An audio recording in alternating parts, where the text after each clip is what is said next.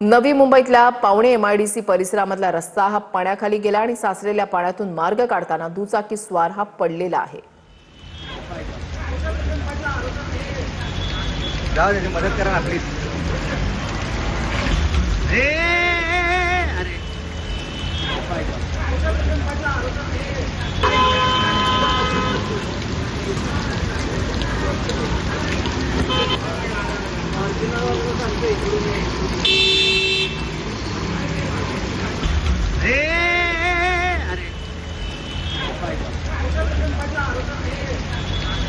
नवी मुंबईत सकाळपासून मुसळधार पावसाची संततधार आपल्याला पाहायला मिळते। मी सध्या पावणे या परिसरात आहे आणि आपण पाहतो की मोठ्या प्रमाणात पावणे रस्त्यावरती सध्या पाणी साचल्याचं चित्र आपल्याला पाहायला मिळत आहे। आपण दृश्यामध्ये जी बाईक पाहतोय ती बाईक देखील या ठिकाणी आता स्लिप झाली होती।